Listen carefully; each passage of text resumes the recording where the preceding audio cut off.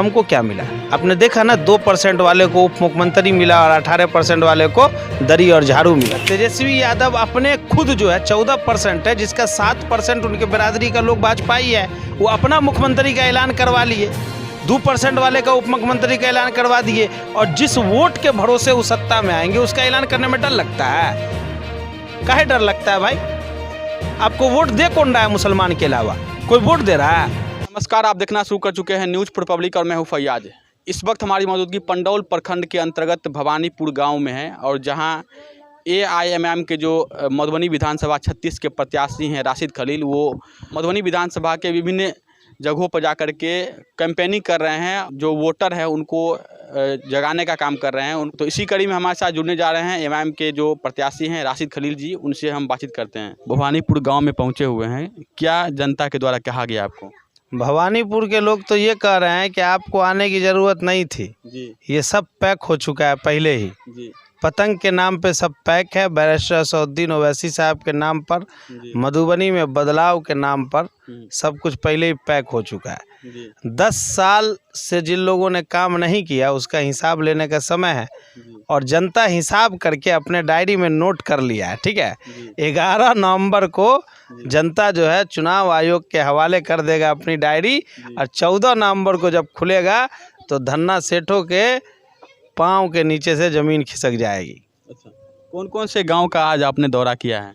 देखिए, अभी हम लोग सबसे पहले तो उधर बल्हा गए, दहिवत गए, फिर उधर से होते हुए हम लोग मुरलिया चक गए, फिर सिसवा गए, जमसम गए, फिर यहाँ आए। अभी रोज़ाना जो है 12, 15, 16 गांव का शेड्यूल रहता है, और हम मुसलमानों की बस्ती है वहाँ आप सिर्फ जाते हैं? ऐसा कोई ज़रूरी नहीं है। जो हम लोगों का रूट बनता है उस रूट में जो भी गांव आए, हम लोग जात बिरादरी के नाम पे थोड़ी पॉलिटिक्स कर रहे हैं। हम लोग मधुबनी में बदलाव के नाम पे पॉलिटिक्स कर रहे हैं। मधुबनी में हिंदू मुस्लिम देख के थोड़ी लूटा गया है, सबको लूटा है इस धन्ना सेठ विधायक ने। सबको लूटा है, बराबर से लूटा है, और सब परेशान है इससे। लोग बस ये कह रहा है कि भाई इसको हटाओ, इसको हटाओ, बस लोग सिर्फ यही चाह रहा है, और कुछ नहीं चाह रहा है। लोग तो ये भी कह रहा है कि ये आदमी जाएगा तो कभी लाइफ में वापस भी नहीं आएगा। कितना लोग ये भी कह रहा है। क्षेत्र में जा रहे हैं तो लोग कह रहा है कि हम लोग विकल्प की खोज में थे, विकल्प नहीं मिलता था तो मजबूरी में इधर या उधर। लेकिन विकल्प के तौर पे तो लोग जनता जनसुराज को भी देख रही है, उनको भी करे कि विकल्प एक अच्छा विकल्प मिला है जनसुराज आगे आने से। जनसुराज को लोग विकल्प के तौर पर पहले देख रहे थे, लेकिन जनसुराज के जिन संभावित प्रत्याशियों ने मधुबनी में मेहनत किया, उसमें से किसी को टिकट मिला किसी को टिकट?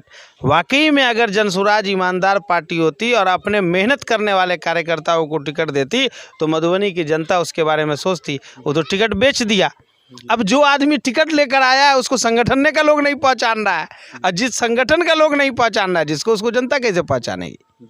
अब वो आदमी खोज रहा है, संगठन के लोग खोज रहा है कि कहाँ है। लोग कह रहा है भैया मेहनत किए 2 साल हम, ज़मीन पे जो है ना दौड़े हम, बैनर पोस्टर लगाए हम, झंडा लटकाए हम, और टिकट कोई और ख़रीद के ले आया। तो ये बेचने खरीदने वाला धंधा जहाँ पे चल रहा है उसको लोग पसंद नहीं कर रहे हैं। हम लोग गरीब लोगों के बीच जा रहे हैं, गरीब लोगों से मिल रहे हैं, और गरीबों को ये बात पसंद है, मजलूमों को ये बात पसंद है, ज़मीन से जुड़े हुए लोगों को ये बात पसंद है कि जो लोग धरातल पे आके काम करेंगे उनसे मिलना है। यहाँ पैराशूट, हेलीकॉप्टर, ये सब लोगों को पसंद नहीं। तो बदलाव होता है, बदलाव का इंतज़ार कीजिए ना, 10-12 दिन की बात है, बदलाव हो जाएगा। आप कह रहे हैं कि हम लोग जाति धर्म की बात नहीं करते हैं, लेकिन ओवैसी साहब का जो भी बयान आता है वो मुस्लिम के हित के बारे में हमेशा आता है, लेकिन A to Z की बात वो नहीं करते हैं। देखिए, एक बात समझिए, एक परिवार है, एक बाप है, उसके अगर 4 बच्चे हैं, उसमें से जो नाबीना होगा, गूंगा होगा या अपाहिज होगा, तो बाप की ये जिम्मेदारी है कि उस बच्चे के प्रति ज़्यादा प्यार होता है। विकास की जरूरत तो हर तबके के लोगों की है, उस बच्चे के प्रति ज़्यादा प्यार होता है ना। कोई सामान लाता है तो सबसे पहले उस बच्चे को देता है, क्योंकि पता है कि ये लोग दौड़ धूप करके कहीं से ले आएगा, ये नहीं ला सकता है।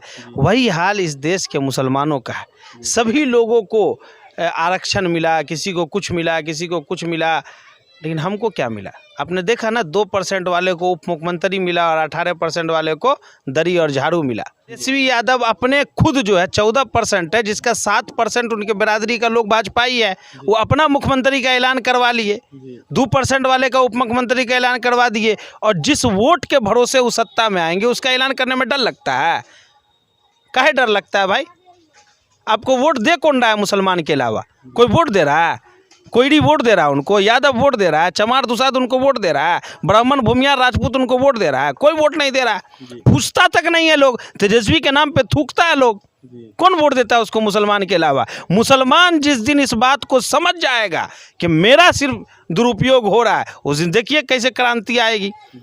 मुसलमान इस बात को महसूस तो कर रहा है ना। आप लोग भी घूम रहे होंगे, मुसलमान तो ये चीज़ कह रहा है ना। भाई मुसलमान को दिया क्या ने? आरजेडी ने, राजद ने क्या दिया है? ऐसा कहा जाता है राजद की तरफ से कि सबसे ज़्यादा यदि सीट देने वाली अगर कोई पार्टी है बिहार में तो वो राजद है, जो सबसे ज़्यादा सीट मुसलमानों को देती है। बिल्कुल बिल्कुल। अभी 18% मुसलमानों को आपने दिया 14 टिकट। 14 टिकट दिया ना। 10 सीट कांग्रेस भी दी। अरे भाई कांग्रेस को काहे जोड़ेंगे हम? कांग्रेस क्या है? इंडिया गठबंधन के साथ ही है ना। कांग्रेस पिछलग्गू है आरजेडी का। हाँ, कांग्रेस क्या है? कांग्रेस पार्टी है। अरे कांग्रेस को खुद भीख में सीट मिला है आरजेडी से। कांग्रेस की कोई हैसियत है बिहार में? अकेले लड़ जाए तो 243 पे जमानत जब्त हो जाएगा। अजीब कहानी है भाई। सिर्फ और सिर्फ मुस्लिम वोट बैंक के सहारे मुसलमानों के वोट लेने के लिए ही सारा राजनीति हो रहा है। हम तो कह रहे हैं ना भाई कि 18% मुसलमानों का नाम लेने में क्यों डरता है? पूछा गया कि भाई आई लव मोहम्मद पे विवाद हो रहा है, बोले मेरा ध्यान बिहार पे है। मुसलमान को मार दे, काट दे, मुसलमान के साथ जुल्म हो जाए, ज्यादती हो जाए, इससे कोई मतलब नहीं है ना। उसके बाप लालू यादव को मतलब था ना। वक्फ संशोधन बिल के खिलाफ तेजस्वी यादव उन्होंने समर्थन किया था, पप्पू यादव भी समर्थन किया। मंच हमने सजाया, कुर्सी हमने लगाया, पैसा हमारा उसमें लगा, वो आके सिर्फ नेतागिरी किए। लेकिन आपके ओवैसी साहब भी आ सकते थे मंच पे, क्यों नहीं आया वो? हमारे अख्तरुल ईमान साहब थे ना। हम लोग तो बिल्कुल हर सतह पे लड़े हैं, सड़क से लेकर सदन तक लड़े हैं। ओवैसी साहब का कंपेयर आप तेजस्वी यादव जैसे नौवीं पहल से कीजिएगा। तेजस्वी यादव की कोई तुलना ही नहीं है। नहीं, मुसलमानों के हितैषी तो वही कहे जाते हैं ना। कहाँ पे देखे हैं आप? एक ठो उदाहरण दीजिए ना जहाँ पे मुसलमानों के हितैषी होने का सबूत दीजिएगा। सिर्फ जवानी कहने से 18% वोट मेरा है तो 18% वोट उसके बाप की ठेकेदारी है। सो बताइए ना, ठेकेदारी है। गांव समाज का एगो दलाल बैठ के उसकी ठेकेदारी करेगा और समाज उसके पीछे जाएगा। आज देखिएगा ना यहाँ पे कि राजद के दलालों को और उसके चमचों को मुंह छुपाने का जगह नहीं मिलेगा। 18% किसी की दलाली है, ठेकेदारी है क्या?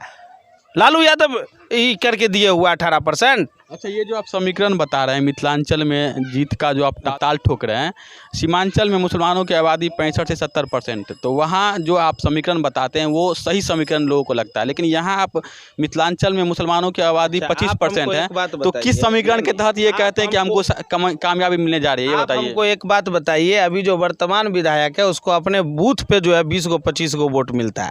जिसको अपने बूथ पे 20 को वोट मिल रहा है वो विधायक बन सकता है। मेरे पास 1,20,000 वोट है, हम क्यों नहीं बन सकते हैं?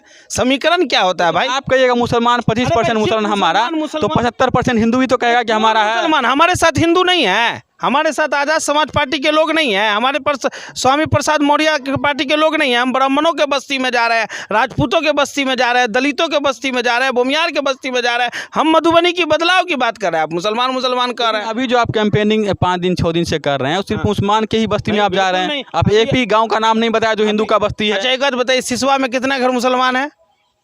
100 घर, बाकी तो सब गैर मुस्लिम है, बाकी सब हमारे हिंदू भाई हैं, सबसे हम जाके मिले हैं।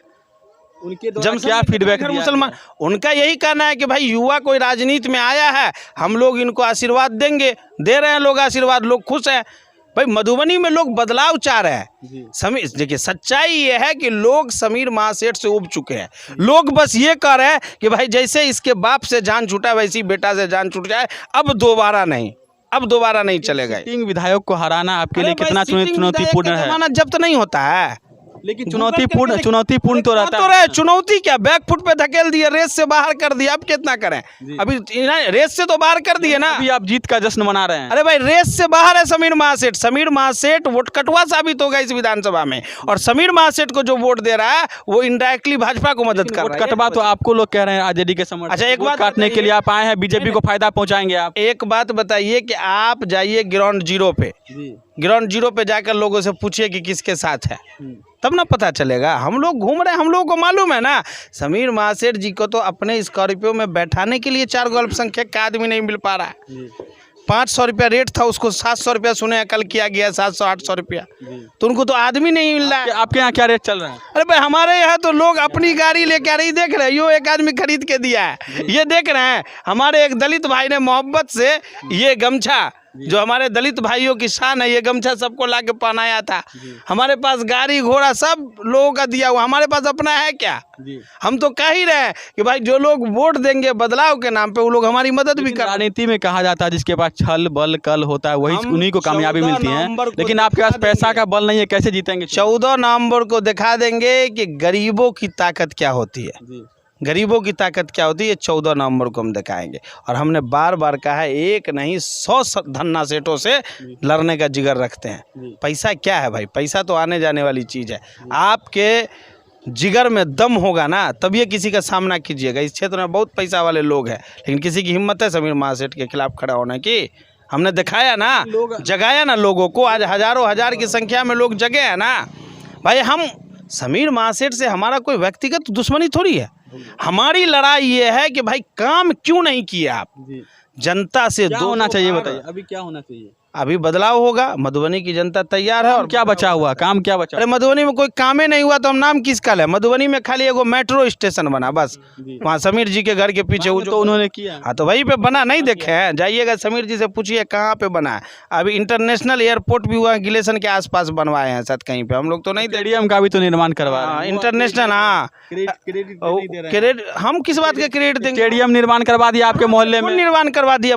हमारे जो है स्टेडियम रोड के लोग जाकर सीएम मुख्यमंत्री से जाकर उनके जनता दरबार में सैकड़ों बार मिले, तब सीएम। अरे भाई लोगों को पता नहीं है। मीडिया की प्रॉब्लम ये है कि 500 रुपया वाला मीडिया वाला को लोग दे रहे हैं। समीर महासेठ हायर किए हुए 10-12 को, वो जेसीबी पे चढ़ के नाच रहा है, स्टेडियम बन रहा है। और समीर जी का बोर्ड में कहीं दूर दूर तक नीचा में वो छुटका सा नाम दिया हुआ है। समझ रहे हैं कि नहीं? कर्तव्य होता है दोनों, अगर विकास हुआ है तो विकास दिखाना, अगर नहीं हुआ वो भी दिखाना। मीडिया का दिखा रहा है, दोनों पक्ष कहाँ दिखा रहा है? विकास भी तो दिखा रहा है वो। विकास कहाँ पे? विकास हुआ ही नहीं, दिखा कहाँ से दिए? अच्छा एक बात बताइए, आप लोग ये बात क्यों नहीं बताते हैं कि 100-200 रोड का शिलान्यास कर दिया, एको को नहीं बना? चुनाव से 2 दिन, ईमानदारी से बताइएगा, नॉमिनेशन से 2 दिन पहले शिलान्यास हो रहा है ना, चुनाव ऐलान होने से पहले वो रोड बनेगा? जब विधायक वापस नहीं आएगा तो रोड बनेगा कहाँ से? आज से पूर्व विधायक कहना शुरू कीजिए आप लोग। अच्छा, ये खेल खत्म है, रेस से बाहर है। अंतिम सवाल, अब लोगों के मन में जो एक सवाल चल रहा है कि राशिद खलील साहब से ये बात पूछ लीजिएगा कि वो जो आप चुनावी मैदान में आप आए हैं तो एनडीए के जिताने के लिए आए हैं या खुद आप जीतने के लिए आए हैं? मधुबनी के अंदर एमआईएम वर्सेस एनडीए मुकाबला है। समीर महासेठ वोटकटुआ साबित होंगे। समीर महासेठ को वोट देने वाले लोग समझिए एनडीए को जिताना चाह रहे हैं। इसलिए जो लोग चाहते हैं कि यहाँ पर एनडीए हारे, उन लोगों को एमआईएम के साथ आना चाहिए ताकि हम ज़्यादा से ज़्यादा वोटों से जीत सके। इसलिए कि समीर महासेठ रेस से बाहर है, और जो रेस में जो घोड़ा है ही नहीं उस पर कौन दाव लगाएगा?